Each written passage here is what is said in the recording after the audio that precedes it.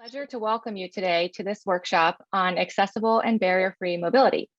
ITS America is very pleased to have this opportunity to partner with AVA and AARP on this research, which for the first time links the vehicle design with the physical and digital infrastructure together. At ITS America, we often talk about how technology is a tool that can help produce better outcomes for people within our transportation system by improving safety, reducing harmful emissions, and creating more mobility choice and access. And this research is a really great example of how technology can help us provide improved mobility options and new access for people who currently don't have access to traditional modes of transportation. We started this effort about 18 months ago with AVA and AARP as a research project. And as we've gone through this, we've seen organic growth to include more partners, including M-City, who we're thrilled to partner with, and their working group on accessible design, and the U.S. Access Board, who has also joined with us in giving us some feedback so we can all work together collaboratively to advance concrete solutions. Today's workshop, just so you're all aware, is the first in a 4-part series. These workshops will occur over the course of this year, culminating in an accessible and barrier-free summit at the ITS America annual meeting in December of this year. Each workshop will dive into the research, work to generate solutions, and build upon each other to ultimately create a roadmap. Today, in just a minute, you will hear all the good stuff from Tim Woods, the general manager of the AVA, who will present the research results and outline the 3 key opportunity areas. Then each of you will be directed to a breakout room for in-depth conversation on that specific opportunity area. We do encourage you to participate actively. Again, engage your cameras. This is really a chance to dive into the results and provide some feedback. After the breakouts, we'll reconvene in the main room and report out the key discussion points from each session. And this will inform our next workshop in the series. Now, we appreciate your engagement. We look forward to a robust discussion. And now it's my pleasure to turn things over to Tim. Thank you, Laura.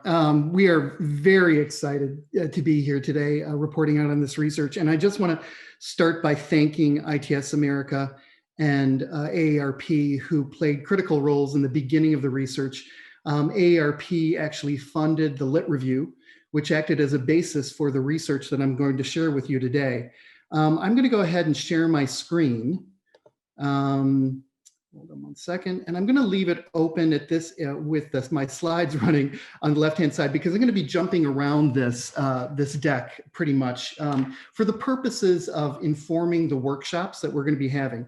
I want to tell you that these workshops are probably the most critical part of our day-to-day.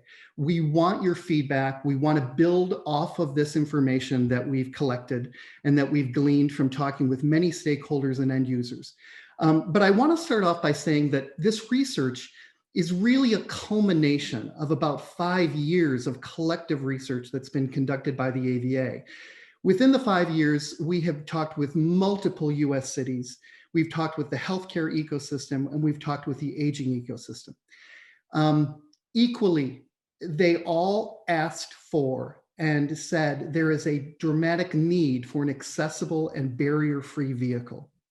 When we took on this research, we realized that from that collective desire to have that, it was also important for us to look at infrastructure and how infrastructure may play a role in helping drive the efficiency, not only of the vehicle, but the entire journey for every end user.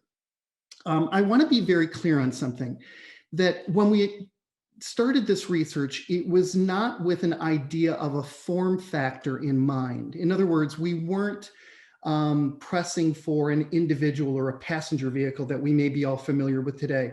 We weren't, quite frankly, even looking at any form factor the size of a bus or even a shuttle. But what we have realized is that this is about a SAV, a shuttle AV, that can integrate into the overall mobility mix. And this is extremely important to cities. When we talk about SAVs and a universally designed SAV, let's say that, and you're going to hear this percentage, 85%, throughout this piece of research, it really is about how can a vehicle such as this integrate with their fixed and non-fixed assets, with both public and private assets. how can we make this vehicle enable the complete journey, the complete trip, everything from planning to your final destination. But really what we're talking about is enabling equity, mobility equity, and accessibility by leveraging a universally designed vehicle. This is extremely important and something that we need to think about holistically as we start to move forward. We're in a very interesting point in time in history.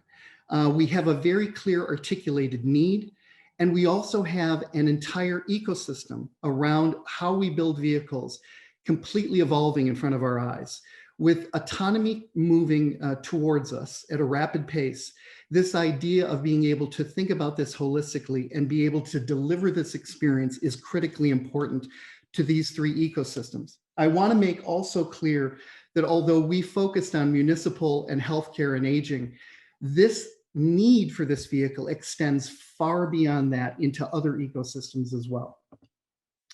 So when we talk about an accessible and barrier-free vehicle with complementary infrastructure, it was commonly cited amongst these three different ecosystems. Understanding what a barrier-free accessible vehicle could be, it is also evolving because we're looking at universal design, we're looking at emerging mobility trends, evolving technologies and transportation.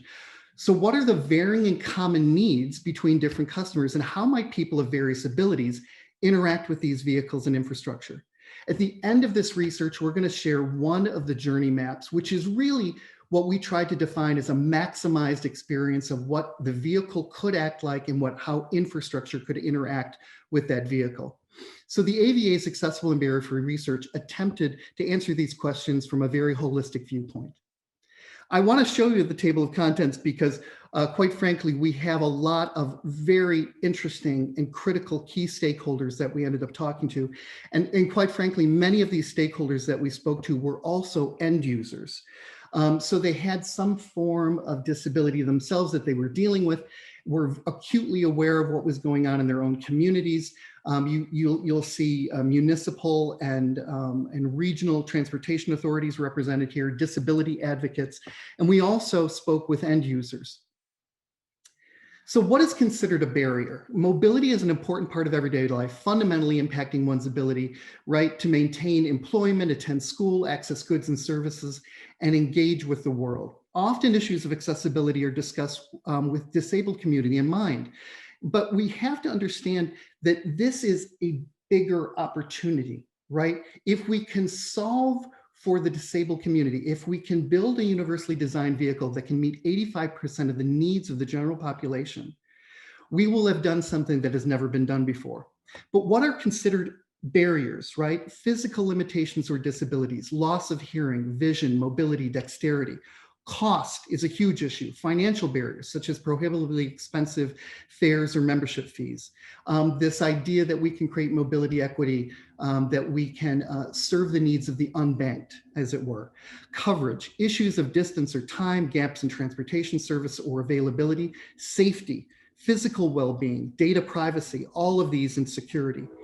Awareness, limitations associated with knowledge or understanding of available transportation options, related devices and services, and eligibility for reduced fare programming. This awareness that this is available is critically important. Technological limitations, inability to access or use a technology due to the lack of a cell phone or credit card. How can we still serve their needs? And then design and upkeep, a system service capacity to function smoothly, effectively for all users.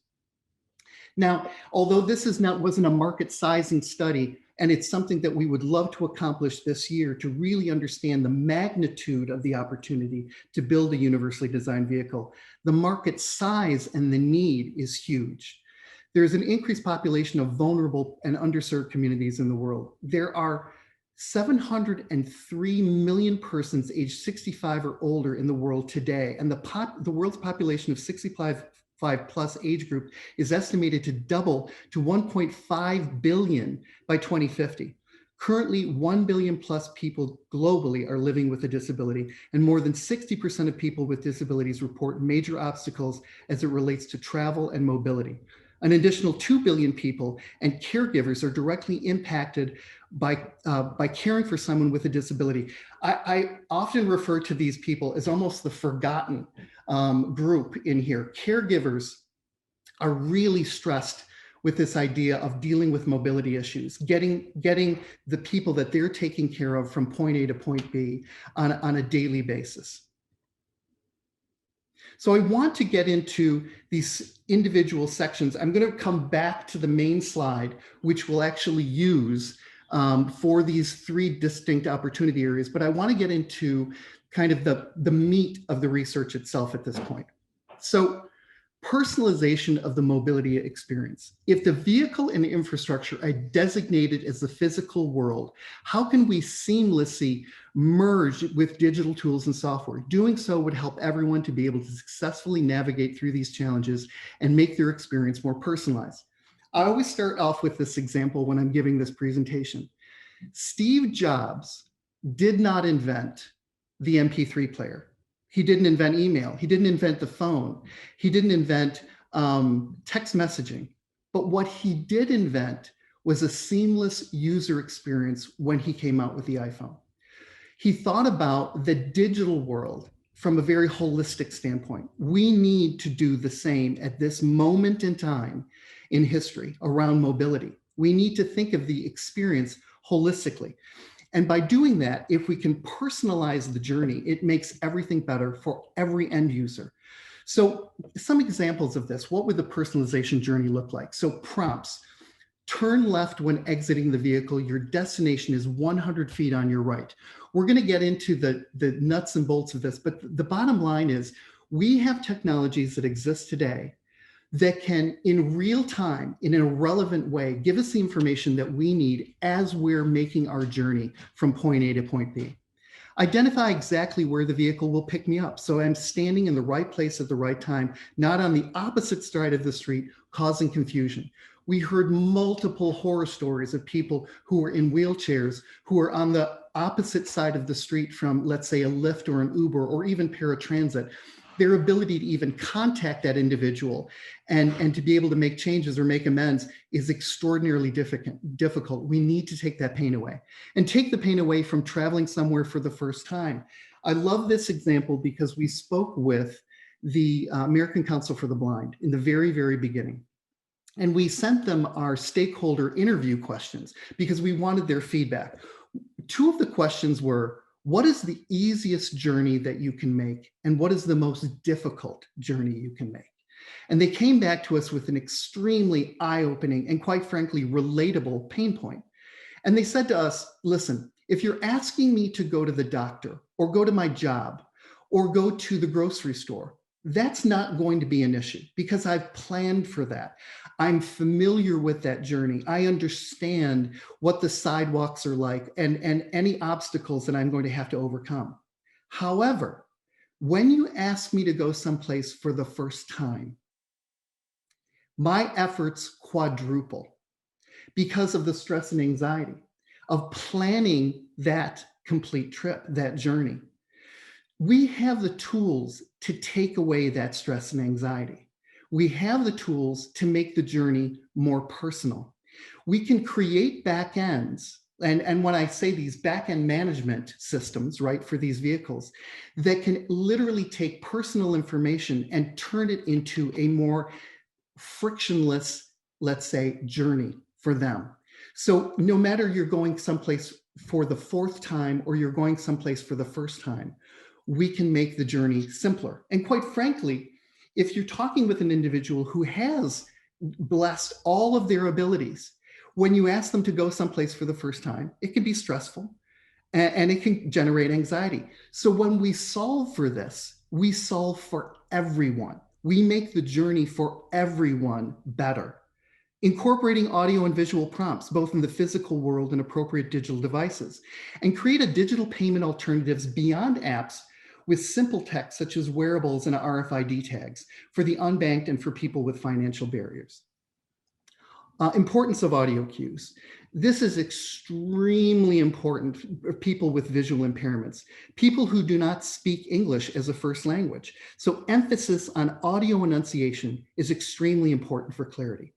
First-time travelers, what we were just talking about. First-time travelers, audio cues can play a very, very important role. And then people multitasking on board.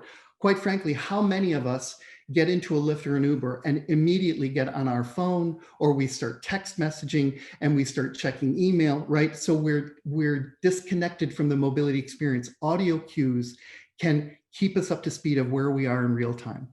People in crowded areas of the vehicle who may not be able to easily see displays, all of these are helped by audio cues. And then accessible real-time information. I want to say accessible real-time and relevant information. So stop information, estimated time of arrival, my current location. This information could also be available on the rider's digital device if they have one, and could include an interactive component if the rider has a question, almost like a onboard concierge.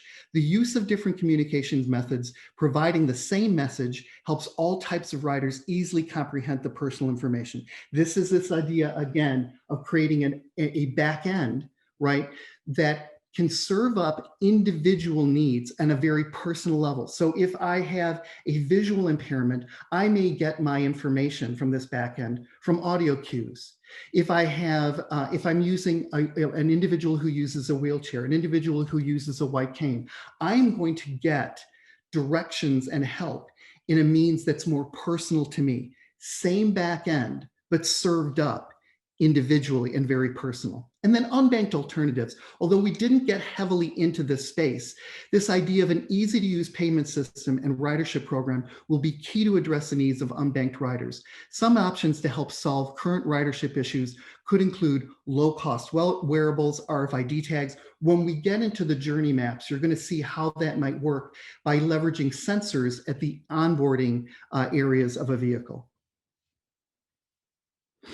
On-demand booking, extraordinarily important to aging population. Currently, in many situations, it takes 72 hours to plan a trip. This does nothing for independence and socialization with that level of planning that far out. We need to be able to create on-demand booking. This idea of mobility on demand, and our friends at MODA, part of ITSA, was extremely important as we started looking at this up front. And when we were doing our AV and aging research, this came up multiple times. In addition to spontaneity, this type of service could be made available for use at a nearby location, by a dial-in number, or for those who do not own a smartphone. Make the trip an even more personalized experience by allowing the rider to arrange a set location ahead of time for pickup, such as northwest corner of Main Street in front of the supermarket, making the interaction quicker and more effective for everyone when the vehicle arrives. And include personalization options in the system. The rider can specify their needs in their profile, and the system can alert the driver or the vehicle of any special arrangements or requirements prior to pickup, making the interaction a seamless experience. One of the things that I want to stop and talk about right now is when we talk about people who use wheelchairs and they use mass transit, when they use public transportation, the last thing they want to be done is to be made feel that they're different from everyone else. They want to exit and enter the vehicle and secure themselves. They want to have a level of independence. They want to be able to sit with the people that they're traveling with. We have the ability to make these things happen and make this a much better journey for everyone, quite frankly. Wayfinding for sidewalks. I love this quote from Eric Sinagra at Pathview. We are pedestrians 99% of the time. This is so true, and quite frankly, needs to be thought holistically as part of the overall complete trip, that journey that we talk about, everything from planning to final destination. When we talk about merging the digital world with the physical world, this is exactly what we mean. We want to be able to integrate this so the vehicle experience, the navigation is still part of the overall experience, but having the ability to utilize wayfinding for not only transportation, but while the user is also a pedestrian would make this a complete trip experience. This could be especially beneficial for users if they're in a new area. Giving a rider a way to get from point A to point B in an accessible way while feeling confident doing so can change someone's overall experience. This could also be accomplished by including the vehicle and infrastructure design language into sidewalk directions, showing known facts about the surrounding areas, such as the sidewalk is 8 feet wide with a steep hill. Vehicle interior features, right?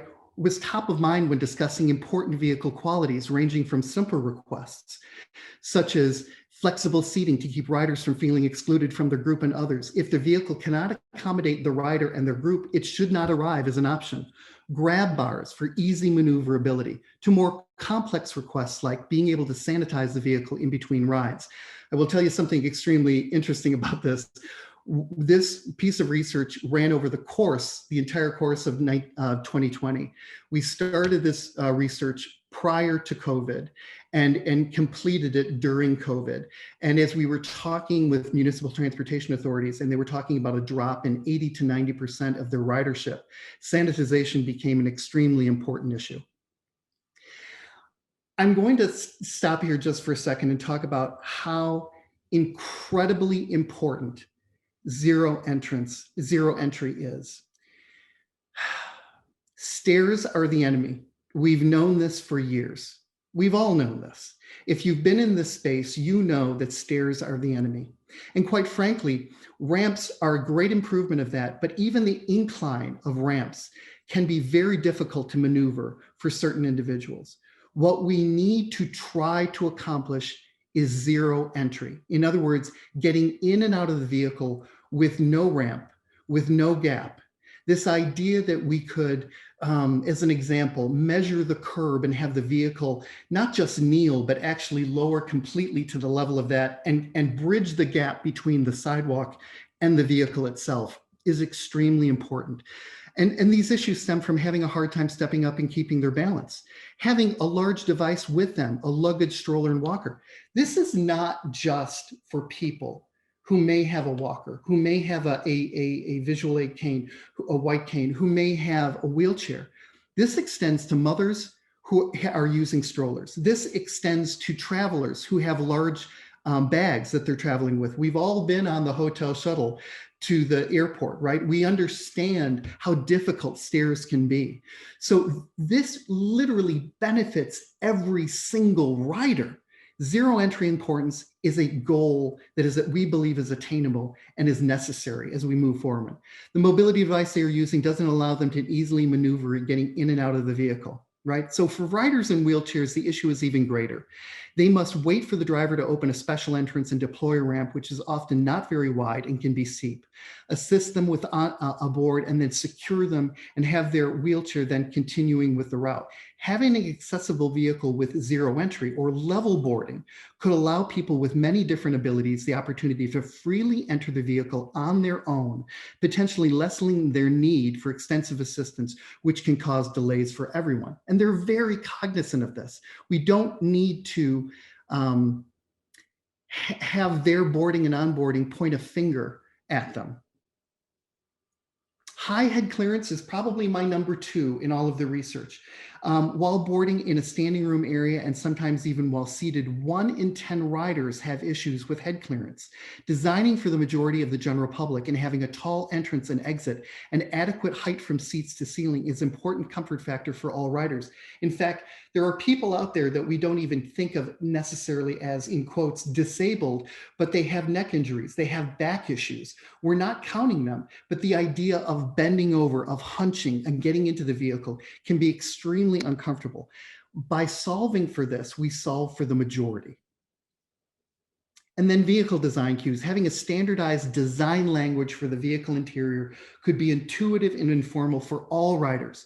The use of sound, textures, colors, materials, and lights could be standardized across vehicles to help denote where vehicles are supposed to stand, not stand, or where they should exit the vehicle. For example, when you enter the vehicle, standing room is in the green area rather than the yellow area.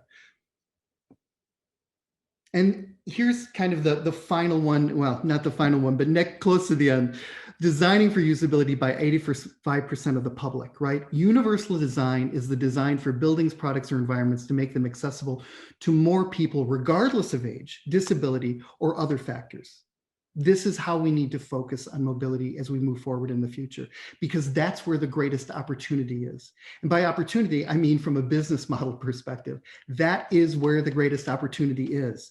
The biggest issue overall, and I love this quote from Graham Masterson at Stantec, the biggest issue overall is getting away from thinking about accessibility as being something targeted to a specific group, somebody with cognitive or physical disabilities, and getting to solve it as more of a universal application.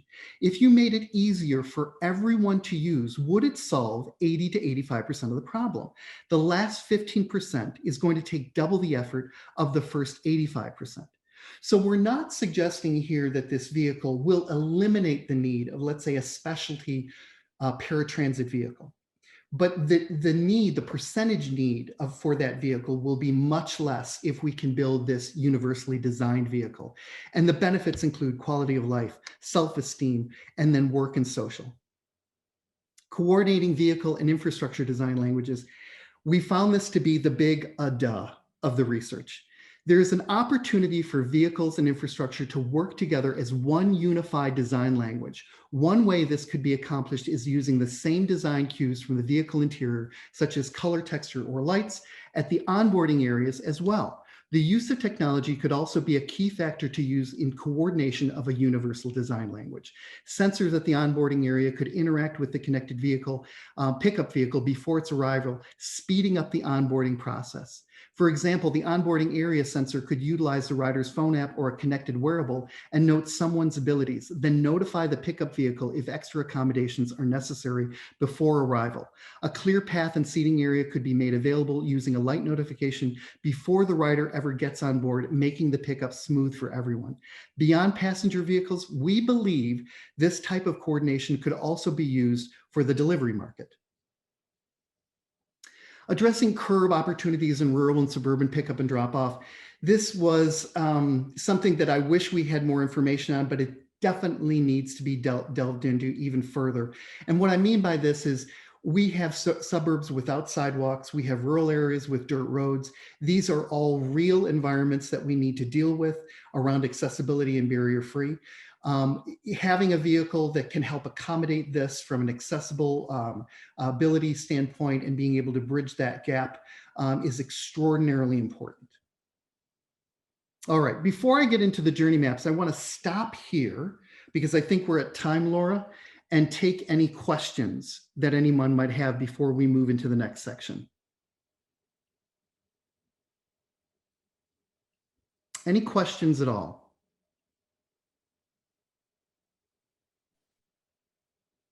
And participants should feel free to, you can put a question in the chat if you're more comfortable, or you can, raise your hand and ask it.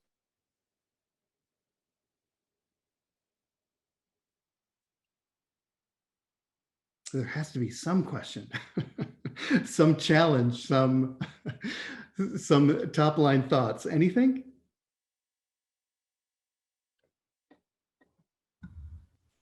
I had a question that popped up for me. Yes. So while you were walking through that last slide, something that popped into my mind was like, what happens if a vehicle that meets the personalized needs of a rider is not available? Like, how would that get triaged, and how would we communicate that back to the rider? Yeah, so this really gets into the whole planning the journey and the trip. One of the journey maps that we have, actually all of them, talk about how that journey map may look from the perspective of planning. I think that if a vehicle was not available, alternative means would need to be suggested or to make arrangements for an alternate time. That is not the best scenario. What we would like to do is see these vehicles integrated into the overall mobility mix so we can have enough vehicles available to be able to meet the needs of the general population, and in particular, those individuals who need accessible and barrier-free vehicles.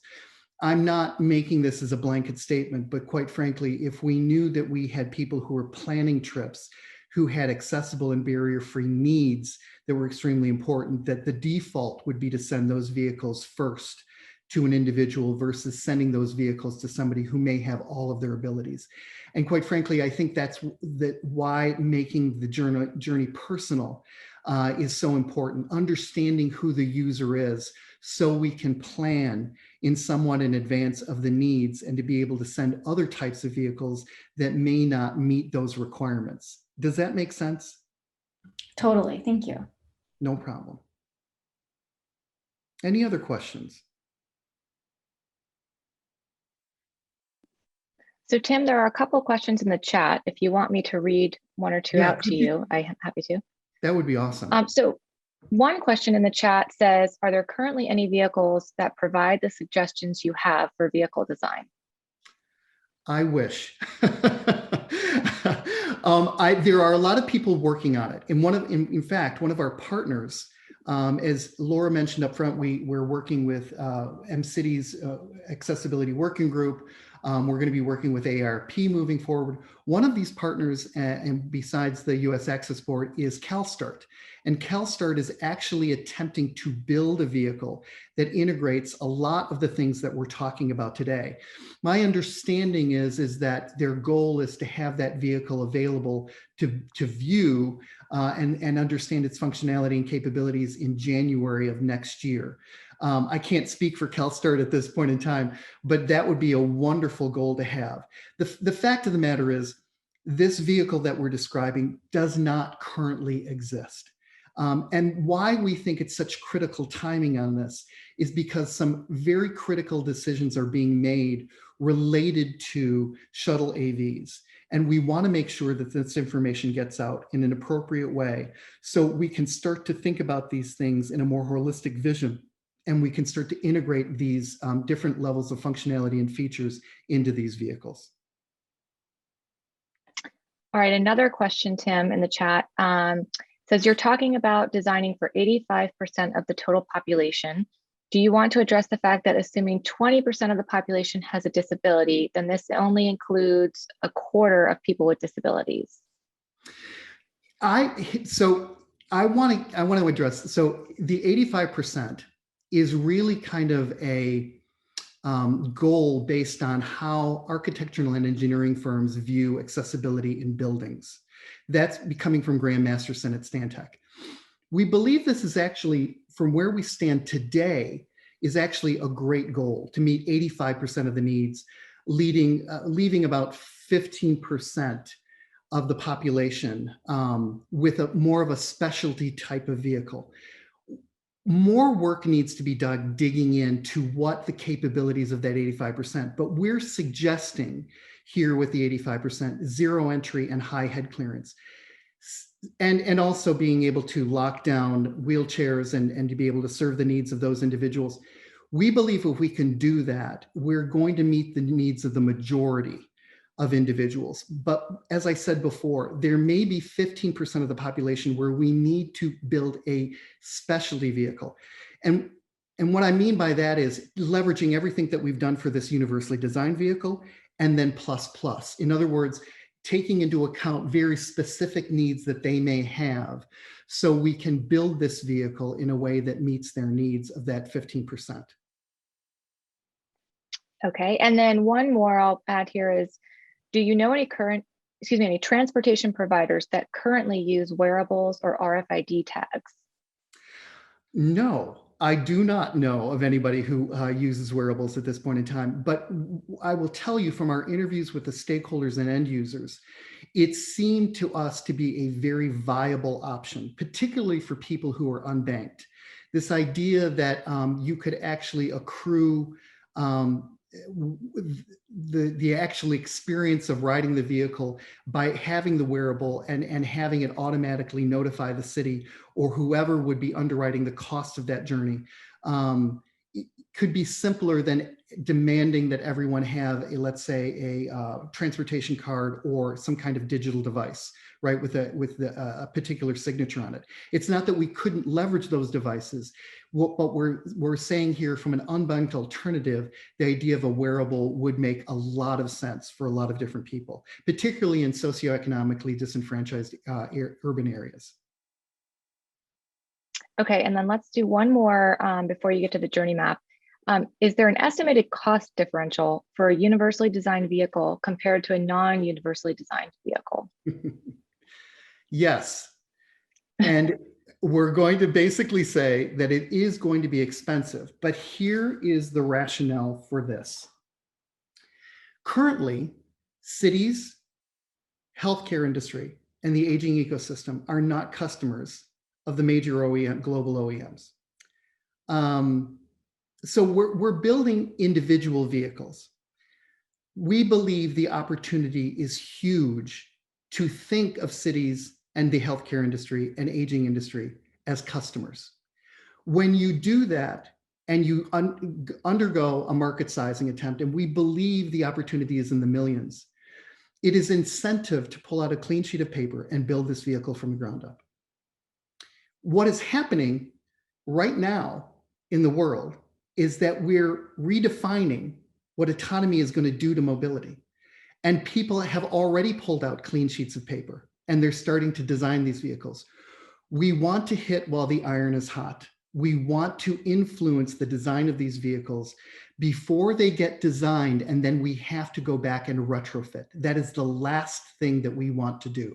We want to build these capabilities up front in a very clean sheet approach, because that's where the greatest opportunity is for these vehicles. Okay, I'm gonna let everyone know, if you do put questions in the chat and we do not get to them during the presentation, we can absolutely follow up. Yes. But Tim, I think if you want to go ahead with the journey map, just so everyone can hear that. Absolutely. So I'm going to read the journey map before I get into this last section, which is really the 3 breakout groups that we're going to do, because the journey map is a culmination of everything that we've just talked about. It is a maximized vehicle experience. It is a maximized infrastructure experience, and how these two things could work together. Now, I'm not going to even pretend that this is absolutely perfect, but what we did this is from a storytelling mechanism, right? So the following journey maps represent a maximized, accessible, and barrier-free vehicle infrastructure and an enabling digital backend. We have included individuals with various abilities and circumstances to call out functional details and needs in those areas. These journey maps represent a fully integrated approach to mobility and potential new customers for an autonomous fleet vehicle.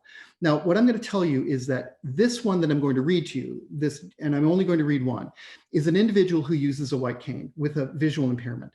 We have multiple other journey maps that are associated with this report, and we are going to share this report with you at the end of this presentation. So you will be able to go back in and read all of the other journey maps. And we have several in there that are, I believe, of extreme interest. One very focused on healthcare, one on aging.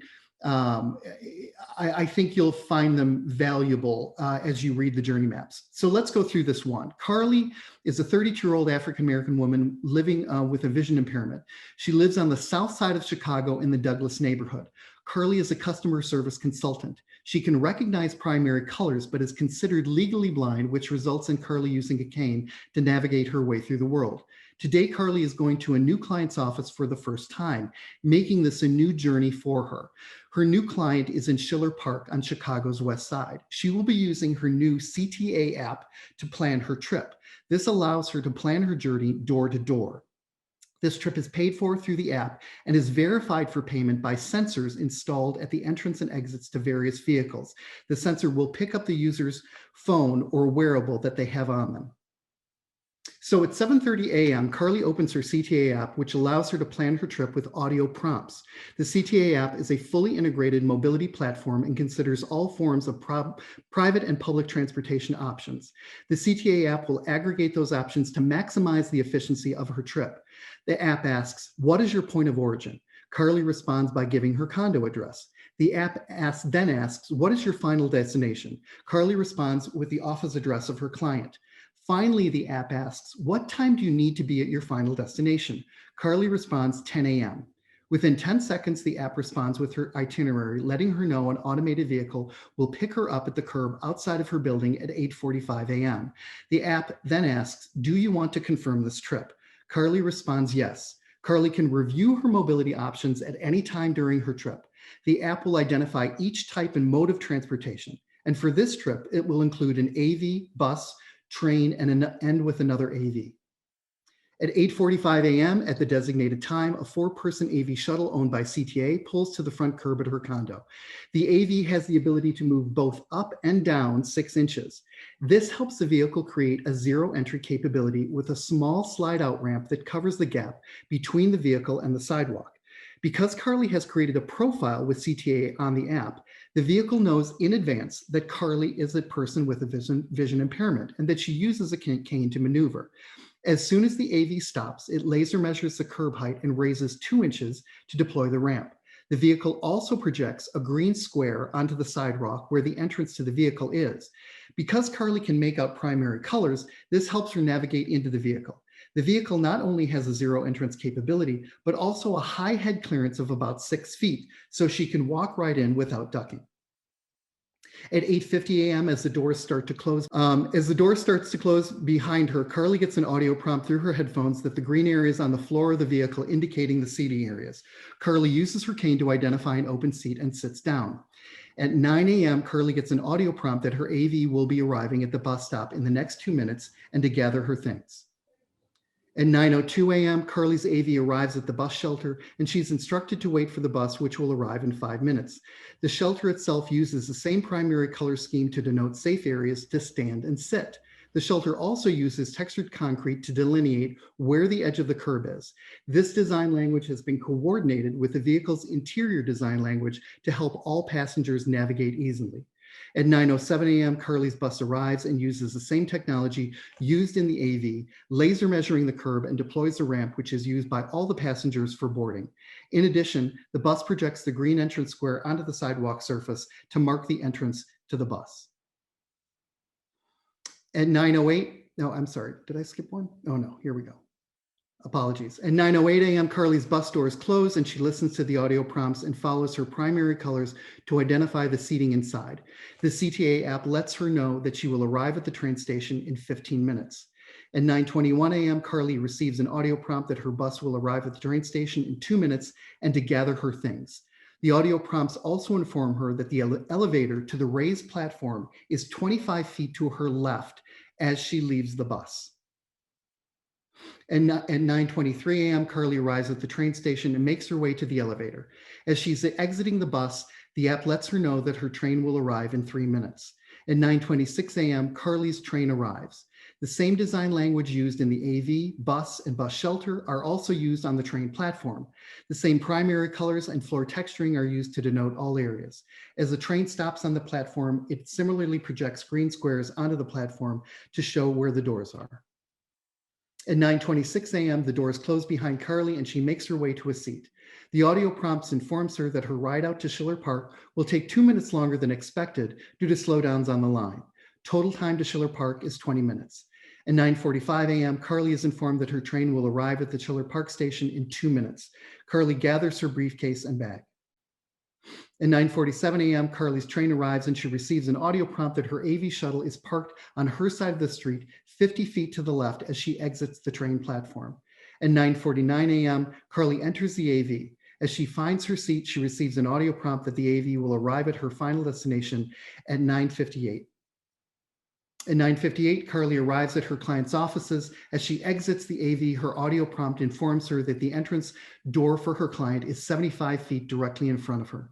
Carly arrives at her final destination. So we wanted to kind of share that with you because it really is kind of the culmination of everything that we're talking about. But as I said before, we have multiple journey maps that we want to share with you.